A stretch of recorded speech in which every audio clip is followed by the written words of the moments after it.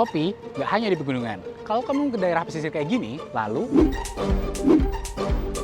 geser dikit lagi, ada tanaman kopi yang tumbuh di atas batuan kars. Aneh, tapi ini ada di Kebumen. Kopi ini tumbuh hanya 2 km dari garis pantai. Kalau kopi yang ini tumbuh di daerah yang penuh dengan batu-batu kars keras. Di balik keunikan ini, ada satu sosok yang memulainya dari nol. Yuri Duloh, seorang sociopreneur, memanfaatkan lahan non-produktif dan menggandeng petani-petani lokal di pesisir Kebumen, Jawa Tengah untuk ditanami kopi. Karena ada di lahan pekarangan, lahan kehutanan, bawah tegakan, jadi agroforestry. Nah, itu tersebar dari lebih dari 7 kecamatan yang ada di Kabupaten Kebumen. Berawal dari hanya puluhan tanaman kopi pada tahun 2009, kini lahan-lahan milik petani kopi binaan Yuri bisa panen rata-rata 2 kali dalam setahun.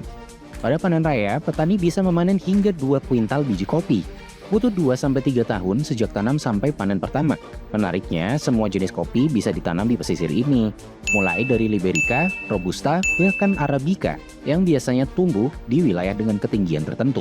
Kalau highland, dataran tinggi, udah biasa namanya kopi Arabica. Tapi kalau lowland, nah ini tujuan kami tidak lain adalah untuk satu. Visinya adalah lahan tidur menjadi produktif dan di situ ada perputaran uang ke depannya. Mulai dari tetangga di sekitar rumah Yuri hingga petani yang letaknya berpuluh-puluh kilometer jauhnya merasakan manfaat menanam kopi di pesisir ini. Saya kan minta bibit di itu Mas Yuri gitu. Itu ada lahan saya punya, daripada nganggur saya boleh ditanami kopi gitu. Ini saya cuma ngerumat gitu, lumayan daripada nih tanah nganggur. Ya saya kan cuma besek-besek niki, doang kan nggak ada hasilnya kan, karena ada kopinya kan lumayan.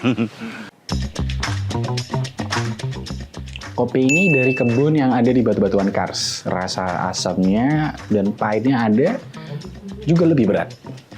Kopi ini berasal dari tanaman yang tumbuh 1,5 km dari pantai. Aftertaste-nya fruity, seperti buah nangka. Wilayah selatan Kebumen yang berbatasan langsung dengan laut hanya memiliki ketinggian 0-20 meter di atas permukaan laut. Bagaimana bisa kopi tumbuh di ketinggian yang gak lazim ini ya?